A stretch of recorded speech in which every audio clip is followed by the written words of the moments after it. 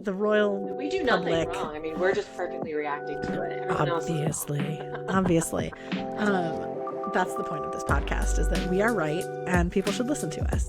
There's your clip, business boys. There's your show promo clip.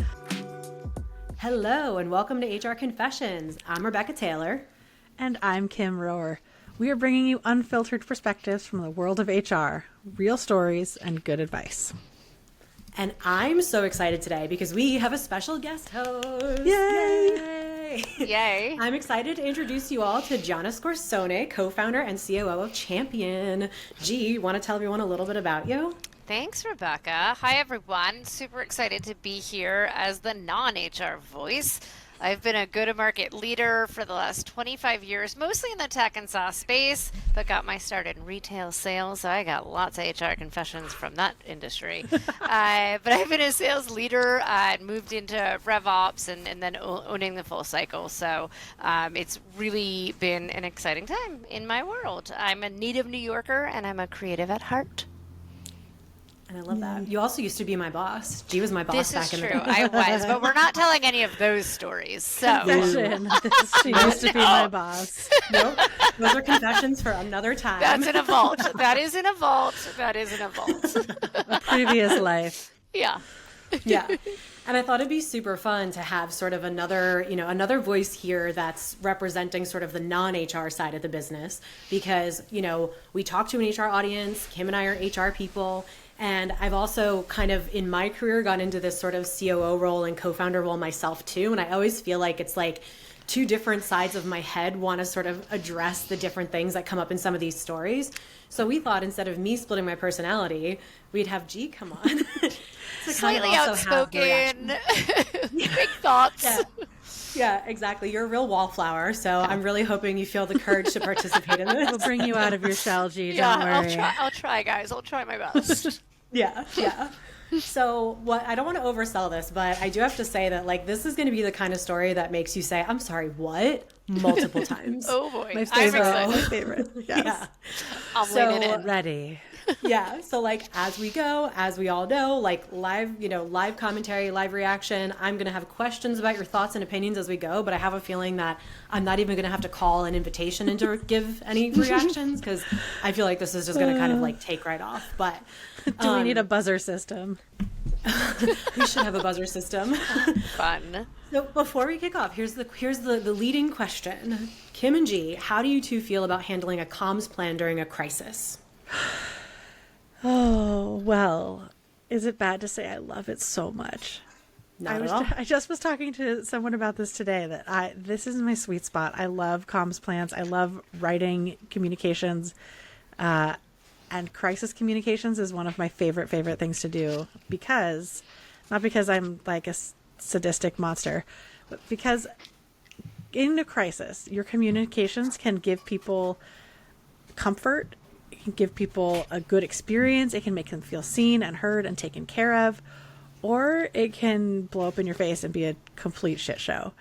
And so doing crisis communications right is such a huge opportunity for companies. And I'm super, super passionate about nailing your crisis comms. I love that, and I would love for you to do it for everyone if you are so good at it, because there are so many bad examples out there, and it is, I believe, one of the biggest make or break culture factors. And we see all of these rifts happening, unfortunately, with what's going on, and just how many examples of really poor communication. So I'm with you, Kim. Give me that responsibility. I got it.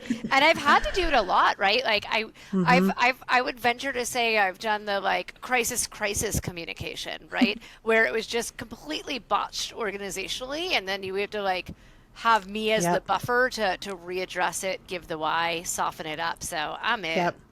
Yeah, this is a perfect I like that team this for turned crisis into time. This turned into an unintentional sales pitch for my consulting business. This is great. Bring it on. And I'm just saying how great I am. No biggie. Customers, hire me to do your crisis comms. End of podcast. All right, are we ready to get into it? Yeah, I want to can't hear wait. this story. Okay, our story today comes from a seasoned HR consultant. We're going to call her Jo. So Jo's not just your average HRBP. She's cool-headed. She's a crisis-tested professional. She parachutes into client orgs when they need help cleaning up the human messes that no one wants to deal with. She knows what she's doing. So she gets a call one day from one of her healthcare clients. They're like a mid-sized organization. They're pretty reputable, and they're known for staffing nurses and caregivers to clinics and private homes. So very public-facing, warm and fuzzy branding, lots of pastel on the website. Like, you get the picture. So Jo thinks that she's about to get just a very standard update call, and it's not. So our partner for Jo is the head of ops. So we've got ops here, HR here, same in the story. Perfect. So the head of ops, we're going to call him Glenn. He gets on the line and he just drops this bomb to Jo. He goes, Jo, one of our employees, Denise, just got arrested at work. Oh no! At work. At work. At work. Oh boy. At work. Okay, now it's interesting. Yeah. Are we talking like cops come in? Today's episode, as always, is brought to you by Skill Cycle, your partner in talent development. Built by HR leaders who had enough of the platform served up by Silicon Valley tech bros, Skill Cycle offers a continuous growth experience that merges personalized development with active performance management. Supported by industry-leading core skills coaching and AI-enhanced workflows, companies can now reduce administrative waste while also improving organizational performance. That's a win-win that makes even the most cranky CFOs crack a teeny smile. To learn more about SkillCycle and Ada, the world's first performance-boosting bot, visit skillcycle.com today and book a demo to see it in action. Now, back to this week's story. Like cops and everything. Full so Jo arrest. goes, Okay. Okay. What for? Natural question, right? Sure. Glenn's answer, it was one that when I heard this story, I was like, I don't know what to do with this. Denise was arrested for bestiality. What? I need to pause here. Stop. I need to pause here. Stop it. Yep. Okay, wait. Stop it. Yep. Does she live in this city? Because that would be even crazier. No, this is an indeterminate location somewhere in the United States. I so want her to live in like a big like tenement building in New York City. Okay. This is not She's one of our stories somewhere in that the takes US. place in a major coastal city. No, this is like another environment. Wow. That is bananas. Who turned her in? Oh, we're gonna get there. Oh, So we're this gonna get happened. there. This happened happened at work. And so, oh boy. That's where the cops find her. Are you okay? We're going to be going into some really weird topics here. Yeah. All right. I mean, I feel Come like on. this I have needs, so like, many questions. So many questions. This podcast is going to need a small content warning, I think, unfortunately. Yeah. I have so many questions, and I'm okay. I'm ready. Okay. Yeah. Okay. Turns out, police showed up on the job site because she was on shift, and they arrested her in front of coworkers, patients, and unfortunately a visiting family member. And she's a caregiver, like a caregiver. Like Maybe the family member of the person, knew, or exactly her family member, or of the patient. No, like a family member of the patient. Oh, so she was like with the patient, the family member was with the patient too, and then Ripple the cops came effects in of and bad arrested her. reputation. Yeah, this An is operational question: is on site at the patient's home or at their place of business? At the work location. So they do a combination of like on-site work and also in-home work. This was she was an on-site at her day. office. Okay. Yep, Great. at her office. So Jo's like, hold up, this is a lot. Why would they arrest her at work? Like, why not wait?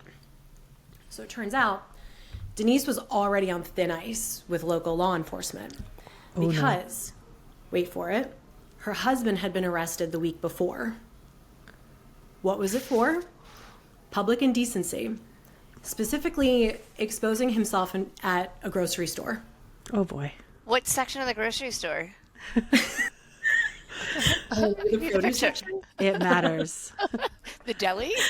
Like right in front of the door? I don't know. Sausages? But like he I was don't know. public indecency.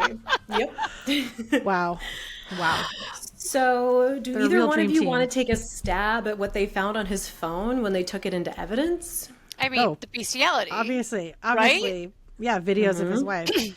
Yep. This is, in addition, somehow this is making me feel a little better because it's making me think maybe she didn't commit the bestiality at work, which is what I originally thought. Yeah. Or that's what I thought, talked too. about it. I didn't think she Yeah. committed at work, but like, is she talking about it at work? Is she just sharing, like, hey, come participate, you know, and Oh God. inviting people to such charades? No, didn't seem like it was something that she was looking for guests to participate in. It's not like a party. Good. Yeah. We're like deep in the logistics here. Yeah. So now not cow topping. Tapping? Cow tapping. Tipping. Tipping or tapping? But tapping. Tip tapping all over those cows. Tell me you grew up in New York City without telling me you grew up in New York City. The cows are tap dancing, right? Oh no, he's tapping. So in addition to lewd videos, that her husband exposing himself in public, they also found multiple videos of his wife Denise with their dog. And so this is how this dog came to light. Yeah. I know. Oh, this poor dog. I know. But what is she doing with the dog? I'm not going to get into those details. I don't want to know. I will tell you. I can This tell you podcast offline. is not we'll safe say for that. work, but this is especially not safe for work episode. Circle back. We could circle back on that offline. But That's for the bonus. That's the bonus content for our paid subscribers. Just kidding, we're not paid subscribers. That's for our OnlyFans. our only confessions. So like this is how this all came to light. So like I had so many questions when I was hearing this story that I was still processing just the fact that this happened in the first place. But so like here's how this all came to light. One arrest led to another. So the husband gets arrested. His phone is submitted into evidence. They see evidence of the wife, of Denise, having these relations with their dog. And so then they go to their house. They go to her house to arrest her. She's not there. Find out that she's at work. So that's how they get to work. So that's why they arrested her at work, because that's just where she happened to be when they were ready for her.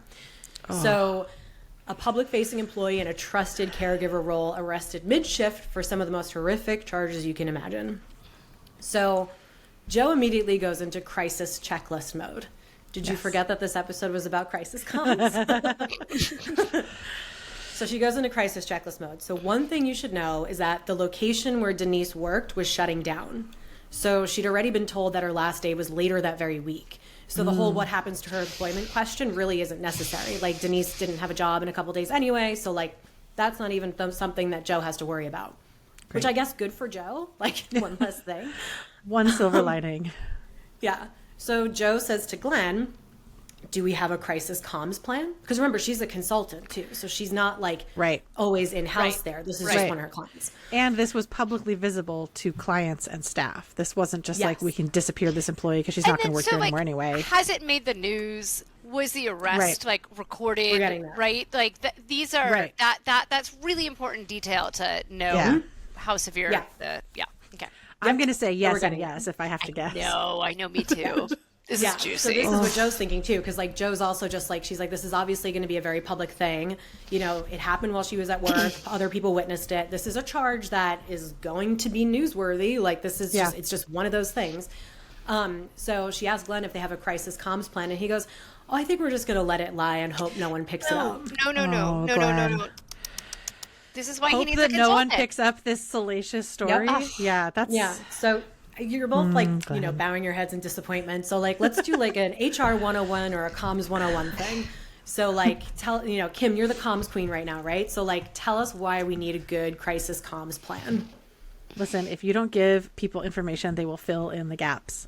They will make up stories. They will spread stories. This is how you end up with more crisis on your hands.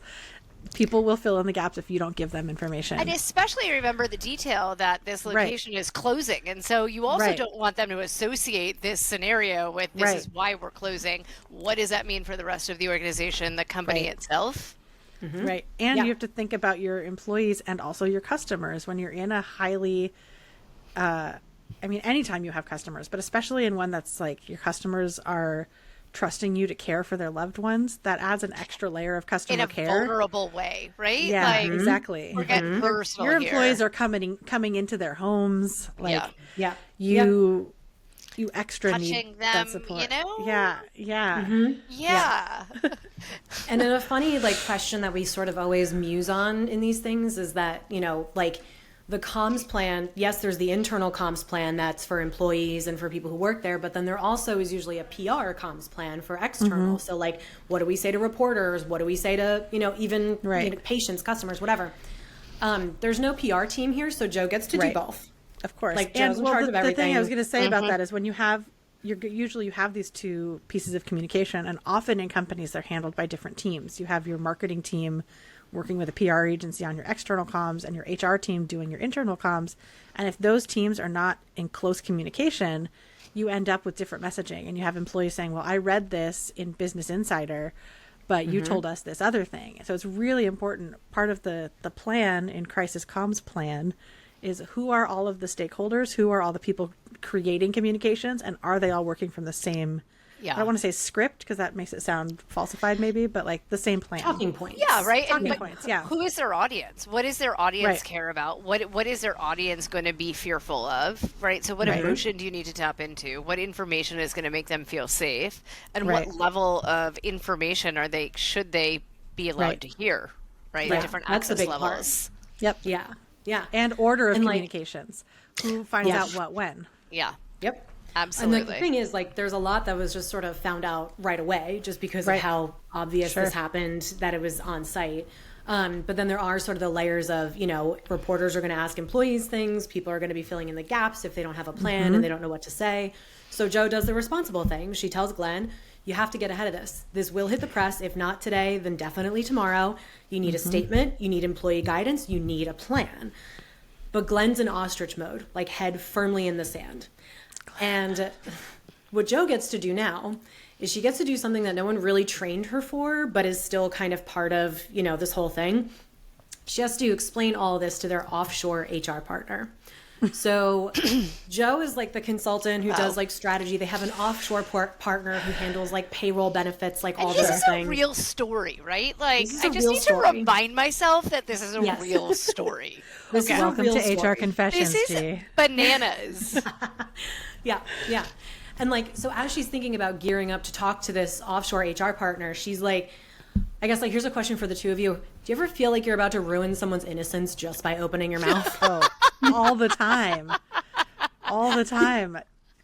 That should be in the job description. Like, are you prepared to ruin someone's innocence? Yeah. If not, this is not the field for you. Yep, that's how Joe felt. She calls this lovely, polite, ever professional woman who has the energy of a Disney princess, and she has to say the words, there are videos of the dog. She said it felt like it was telling a nun about sex. It was like absolutely traumatizing for everyone involved. Oh God. That's just and awful. I only laugh because sometimes laughing is just, it's just a natural reaction when there's like extremely uncomfortable and like terrifying things happening sometimes. But this is horrifying. Yeah. So Joe's internal monologue at this point, when she's on the phone with her offshore partner, is, why did I go into HR? I could have been a librarian, a toll booth operator, a video game designer. I could have been anything. Why did I go into HR? Why is this my job? Yeah. Which I don't know, that I found that so relatable, because I'm like, how many times have I been there? I'm not going to lie though. So if I heard this story, I'm like, here we go. This is awesome. Crazy, disgusting, and terrible. But this is amazing. Okay, and it brings me to one of my like personal goals with this podcast is like, any person off the street, if they like read this story, they would not have thought that this landed on HR's plate to deal with. There's no way. They would have assumed, I don't know, the CEO handled it or something. Like the wide range of shit that HR gets handed. I can't say that I've ever been handed an employee being arrested for bestiality. Same, thankfully. But employees being arrested for other things, sure. Yeah. So the two reactions that were so funny, because Kim and I are immediately in stress mode. Like, we're like, what are the things that we're gonna have to take care of? Like, why is this on us? And G, you're like, let's sit back and let's see how this goes. No, but I want in. I would be like, I'm ready. Give me the crisis management. I'm ready. Let's talk about this. Let's figure out how to spin this narrative. But like, it is so vastly important that it does get handled right away. But like, yes, I don't know. I was in logistics for like the hottest little minute in my career, and I wrote this on LinkedIn. Like, the only time I was happy in that role when a typhoon was about to hit the shipping container. So like, I think I just love drama. Yes. I love I think it's handling. Sorry, I don't love being involved in drama. I like fixing drama. Yeah. I see that. I can see that. Because it is like, crisis. this is a problem that like I'm uniquely here for. Yeah, totally. Yeah. So going back to our poor friend Joe, 2 days later, it hits the news. Headline, local caregiver arrested in shocking abuse case. So not great. Like, definitely not great. No, and people are going to assume that means like elder abuse. Yeah, totally. And like, I mean, what she does, given her abuse, work, totally. But now, and now the brand is associated with like people abuse. That's even worse, right? This is a caregiger. Awful. And that's the thing. Is it worse? Because it's like they assume caregiver. They read it. They're like, oh, it's not someone it wasn't someone that was a patient, but. It's like, who are they hiring? Like what's their vetting process? What's their screening process of all of their other employees? Yes. Are they doing background checks? Yeah. It's just like sloppy journalism, but whatever. Yep. Yeah. You can't control that. No, it's very much intentional, I'm sure. Because, like a lot of these like things is like it's clickbait to read it. Exactly. Of course. So Joe had already advised them to prepare like internal talking points, guidance for impacted clients, a protocol for media inquiries, the works, because Joe is both HR and PR in this specific instance. Yes. So she gets to kind of like put this whole plan together. And she gave everybody talking points because she's also kind of like, not my circus, not my monkeys. She's like, you're my client. I don't work there. She's like, so, you can do what I'm recommending, but at the end of the day, it's your choice. And so what did her leadership do? She gives them all these talking points. They did absolutely nothing. Zip, nada. They were not ahead of anything. They were literally just like ready to just deal with whatever the typhoon is that came to them. And so now it's damage control. So the staff. So remember, not everybody was on staff when this happened.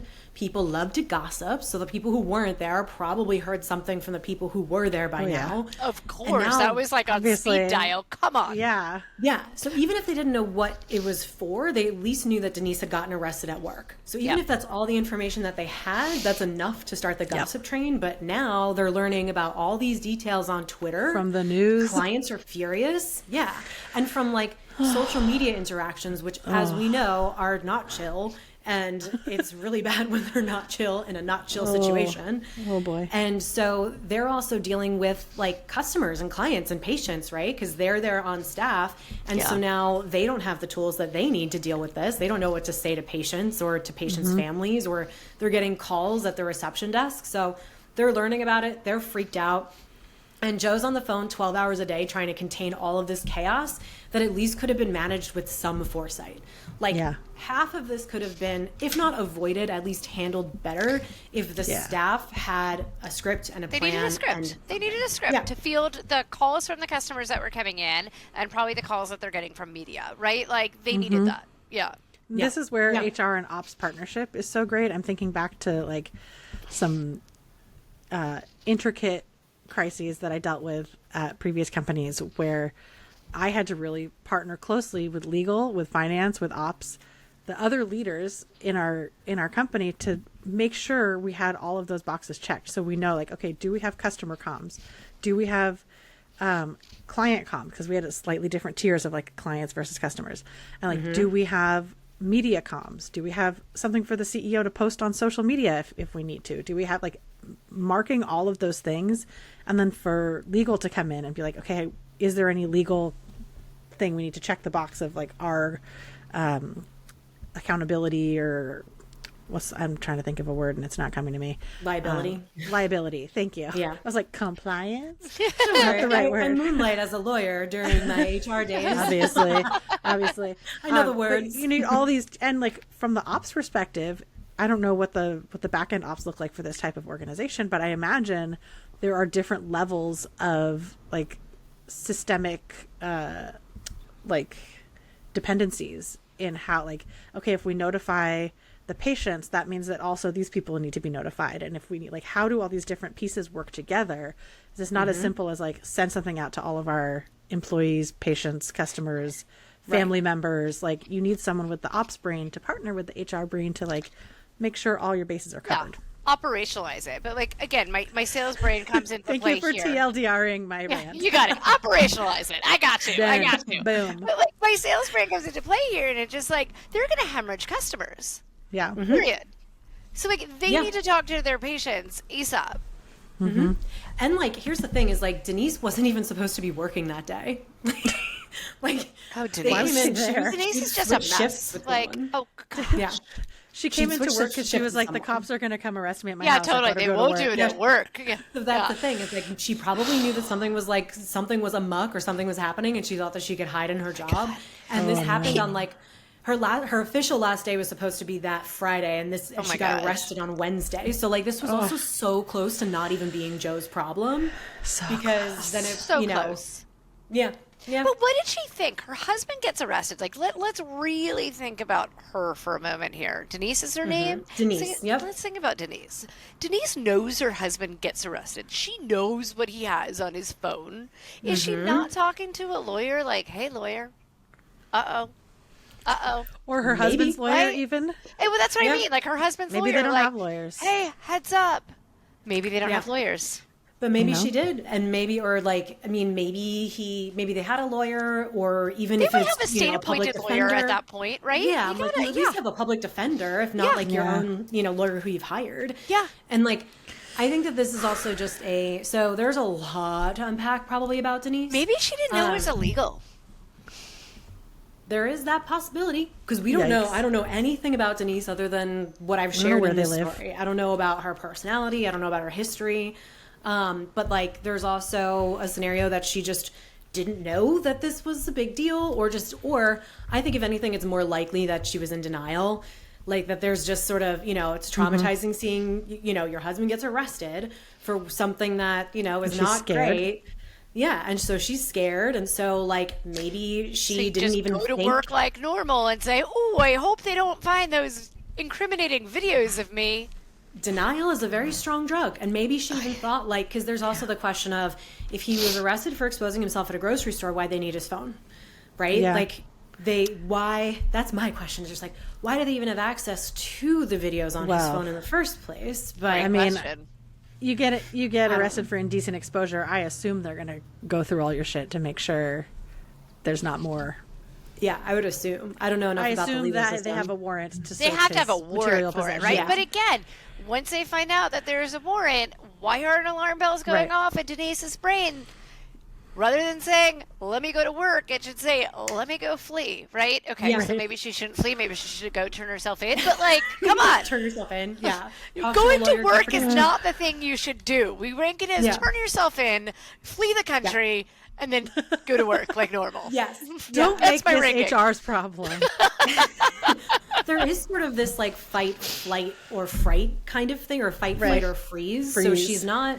So there is like I do think that, she froze. And so she's just like, I'm just going to stick to my routine. I'm just going to stick to what's normal, because there's safety in normalcy. There's comfort in normalcy. Mm-hmm. And it's kind of like, she was probably also traumatized to an extent from losing her job or knowing that she was about to lose her job. So that doesn't always like bring people into their best light.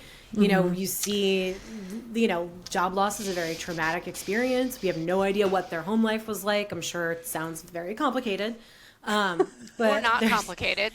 Sounds like anything goes. Yeah. Or just very, very, any man for himself. Or animal. Yeah. Yeah. Dog. And so that's the end of our story. And so let's break this down a little bit. Poor Joe. I know we've kind of been like digging into Denise, but let's shift back to sort of our comms communication. Joe is traumatized by this experience. Joe. Yeah. Shout out to Joe. Like you had mentioned like not her circus, not her monkeys. And there is something to being a consultant where you're like, listen, you're paying me to do a job, but I don't work for you. Mm-hmm. I'm not your employee, and I'm not going to be sticking around once my contract is over. Or maybe I am if I like this job. But in this case, I very much could see Joe being like, I gave you everything you needed to be successful, and now I'm backing away like Homer into the bushes. Isn't that everyone's contract though with their employment? Well, yes. Right? Like, isn't that right? Because like I heard that when I heard that, like her reaction to it, it was just like, I don't like that. You're getting paid. And the minute you're getting paid, this is your responsibility, and so you've got to handle it. Absolutely, her right? responsibility. But you have like an affinity to the company when you're an employee more than when you're a consultant, right? Hopefully, if you're doing things right? Like if you're doing things right, right. I see myself. I try to align myself as a consultant with brands that I do feel that connection to, that I do want to like put on my LinkedIn or whatever. But I know a lot of consultants that don't want to like attach themselves to the company. They want to see themselves as coming in to do a job. But my like, what do they call it? Like first team is myself, my own consulting agency. And God, especially when you have leaders that just refuse to take your advice when they've hired you to be an advisor, it's so much harder when you're an employee and you feel like you are my team though, and I am trapped here with you because this is my full-time job, versus, well, you wanted my advice and I gave it to you and you're not taking it. So that's on you, right? I don't have direct reports that are going to feel the effects of this. Sure. I care about your team, but ultimately like... And like, this isn't on my resume. If I'm an employee, I'm saying this is my place of work. This was where I, this is actually on my resume. She doesn't have to say that she worked at BCI she doesn't have as to a say. caregiving service. She doesn't have to say. But again, she was in the right here, and the leadership is not listening to her. Right. But it is her reputation at stake as well, right? Sure. Just because it's not on her resume doesn't mean that there won't be back channel references going on, them calling people, right, and still finding out how she handled the situation. Now, she tried to handle the situation accurately and correctly, and it's the leadership that didn't. But still, just want to make that little call out there that she's still tied to it. Yeah. And I think that Jo comes out as like not that anyone wins this story, but I'd say that she comes out as the winner in the story in a way. Because like, she's our HR hero. She is our HR hero. She tried her best. She did things right. She tried her best. And, I think that, I guess, like, what do they say? Like, experience is the greatest teacher. So maybe now Glenn has a little bit more understanding of what's going on. Girl can dream. And so I thought about this too. So I asked Jo if Glenn was going to be laid off too, because that location was closing. So that's why Denise was out of a job. So I was like, maybe Glenn just didn't care. And she's like, no, he was part of because it's like corporate. Yeah, he was part of corporate. So she's just like, he was in charge of that site, but he was going to be staying on. He had other sites that he was going to be moving to. So I was like, well, then that's even more stupid. So stupid. Could Jo, like, reach out, like, go above Glenn? Like, could she have a meeting afterwards and be like, do you see how this was not handled well, and here's the ripple effect of what happened? Yeah, so she did get involved with the lawyers. So, because, there is the whole thing where it's like people are now, they're open to a lot more risk, which, as HR, a lot of what we deal with is like ideally risk mitigation, but sometimes like risk dealing with cleanup. Like, or just dealing with damage What did somebody control. say that like HR is the garbage collector, like just coming around and cleaning up other people's messes? That is true, though. It is true. It's just like, they didn't cause these problems, but they are mine. I'm always just like, give me a little bit of room to at least cause one problem myself.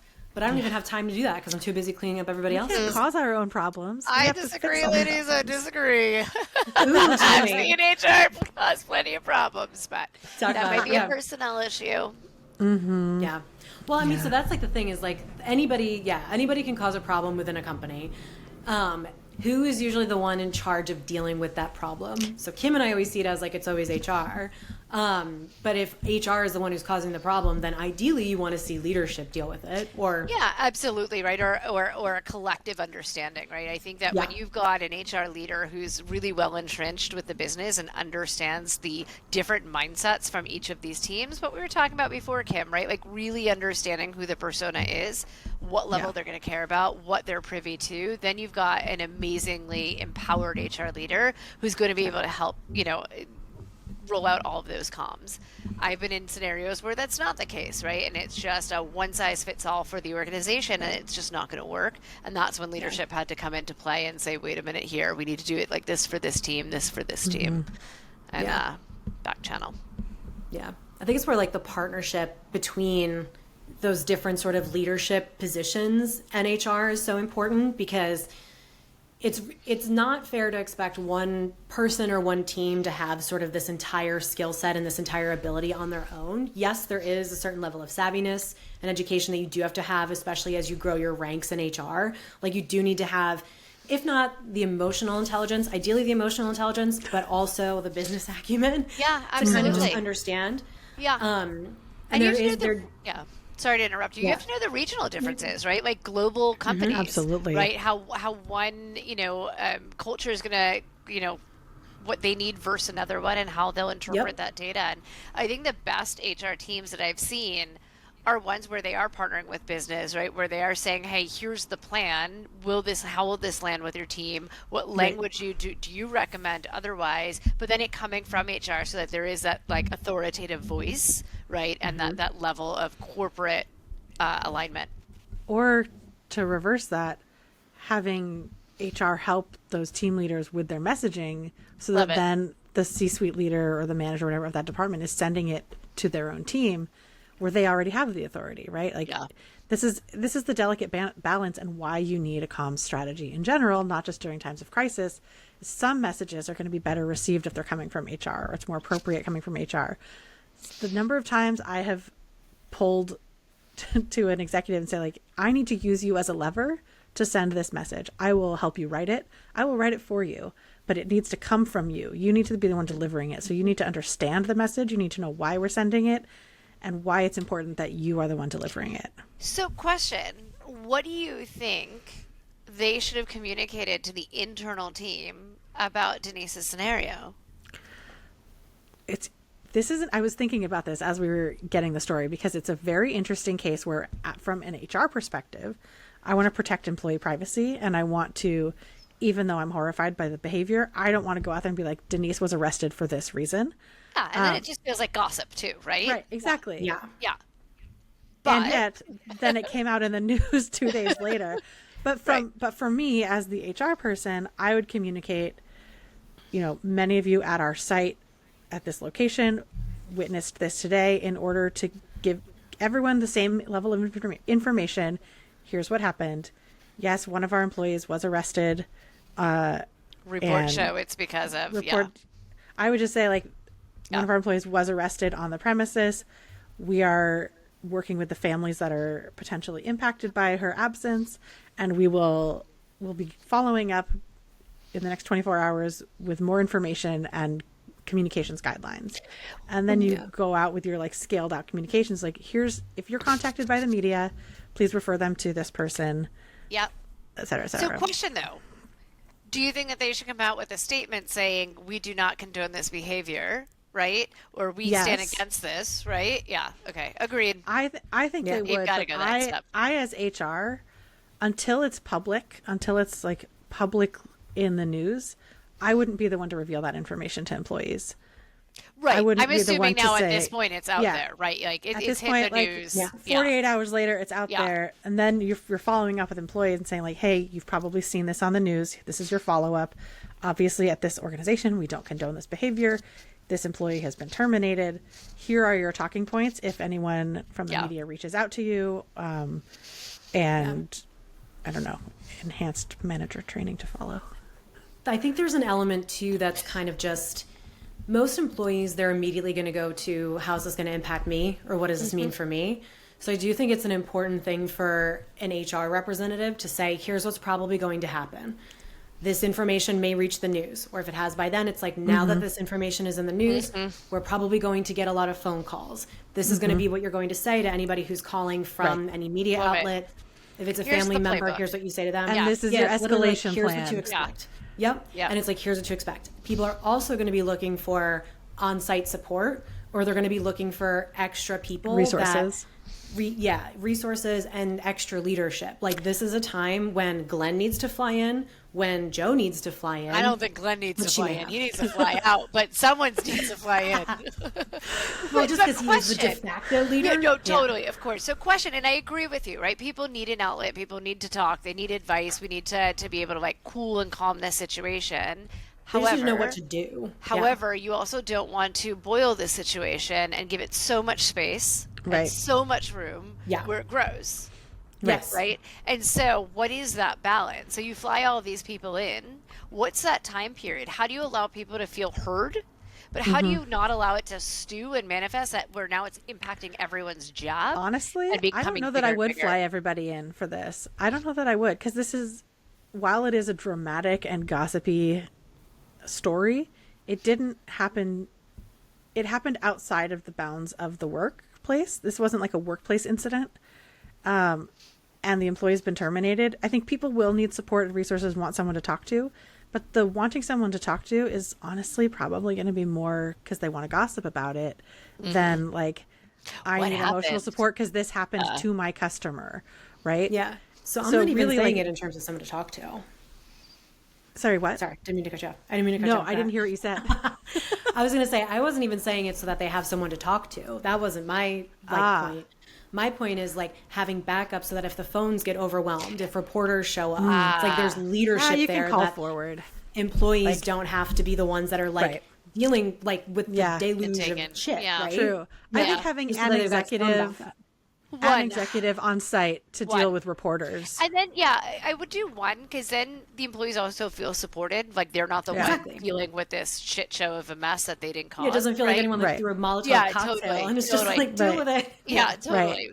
But you don't But want to give honestly, it so like- much space where it's like 5 executives Right. weigh in and now Yeah. it becomes this dramatic mess No. where like, you've never come here once before and now this one has fun with her dog and, sorry, I So don't like, mean fun, but like, you know what I mean? You don't by want to that. elevate it to the level Yeah. of like international company crisis. Yeah. It's just like the employees need talking points. You need to give it that container and let people know like this is, in all honesty, this will probably die down within a week or so.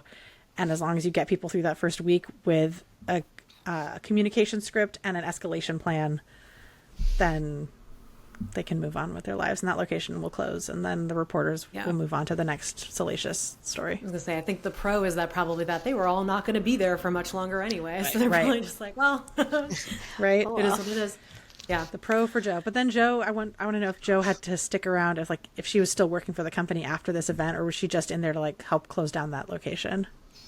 I believe she still stuck around. I think she was still there for a bit to kind of, because Yeah. some of the employees, so the locations themselves weren't all too far from each other. So some of the employees were moved to other locations and others were dismissed because they didn't need that specific role or that specific level, which was what Denise fell into.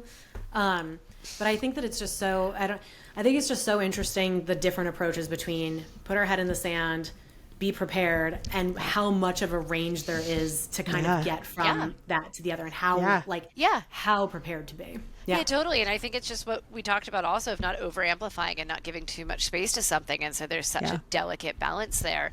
I wish there was a segment on this show called Where Are They Now? Because I Every really once in a want while, to know. every once in a while, we do get an update. Yeah. And sometimes This Rebecca one- has a story, and it was like, this happened 10 years ago, so I do know the Where Are They Now? Yeah. I mean, I know that Joe today is no longer with this client. So I like don't care Joe's about not with the Joe. client Good job, anymore. Joe. Joe's doing a great She's job. the one I'm that I talking know. to Denise and her husband. Yeah, that I don't know. She wants the hot goss on. on Denise and her husband. That I don't know. Oh my I God. guess if we really wanted to find out, we probably could. We could just ask Joe, like, hey, who are they? What's going on? But as Kim and I always say, there's a point where there's the professional information you need to know, and then when you're just being a nosy person. Totally. So, Yeah. Hi, people nosy language, person. we can be I'm nosy right people. here. Totally. Yes. But here's the challenge of being a nosy person with this story. I can't go ahead and go Google this because things No. are going to come up that I don't want to see. Mm-hmm. And my own work is going to say, why is she Googling What is this? What is this? Like, what are you doing in your downtime? Is it really that hot in New York? Your brain is just being boiled? Yeah. So I will never know what happened to Denise and her husband. And you're going to have to live with that. And I will have to Yeah, live we have with to live that. with And that. quite We get to frankly, live with it's that probably together. Okay. Yeah. And I hope they got what was coming for them, because that was just lewd behavior in both their parts and just awful to do to a poor little innocent dog. Terrible. And Yes. I'm over here, like, on the rehabilitation side. I'm like, I hope they get the mental health support and services that see, they that's need. why you're in HR and I'm in sales. Like, right there. You're like, I hope they're punished. I'm like, I hope they're helped. I hope they're living a life of, I don't know. I hope they're held accountable and also get the help that they need. This is where my Wow, split you're personality comes out. thank you for facilitating our differences, Rebecca. Happy medium. Yeah. And that's it for today's episode of HR Confessions. Amazing. So thank you, G. This was so fun. Thank you. I hope you So had fun fun. hanging out with us. Oh, I love Sorry these to juicy, just gossipy stories. This is awesome. really I'm We in. really got you in here, like, I'm in. Yeah, this is our threw most you right into scandalous the story fire. yet. So we probably will have to have a content warning ahead of it, because like this is like it is it is a horrifying situation. It really is. yeah. We need But the a comms plan part is what's important. we need a like, so many of our stories are not safe for most workplaces, but guess what? That's all HR does half the time, is deal with stuff that's not safe for work. But this one explicitly Yeah. Like, we could get one of those. Remember, like the '90s, you'd have a CD and it'd have the explicit The content parental- advisory. Yeah, with the little, totally. like, Exactly what I was Yeah. picturing. Totally. Slap one of those little black and white stickers on our This was on not our even safe for graphic. society. Like, this was just gross and awful. Yeah, this is a proceed with Explicit, caution. explicit content. Yeah. Yeah. And if you're hearing this and you're just like, man, like I have other horrifying stories or I have other crazy stories, like That was you're more than nothing. welcome to submit your own confession. So if you'd like to Please submit do. a confession, there's a link in the show notes. You can DM me on LinkedIn. That's actually where I get a lot of my really good stories. You don't have to give me the whole story on LinkedIn. I take voice notes. We can chat. We can do whatever makes sense for you. Or you can email us at hrconfessions@skillcycle.com. And I know some of y'all are sitting on stories that would make this one look tame. So please send them in because I feel like I need to go we have wash a my whole brain. season. Yeah. Yeah. And like we'll protect your identity, but we will absolutely read it on air and gasp like Victorian ghosts, as you've heard, because that's what I feel like today. Just like so scandalized. Clutching our pearls. Yeah, exactly. Thank you for And this. Thanks everybody. Thanks for Thank being you. here, G. Bye. Thank you. Bye. Bye.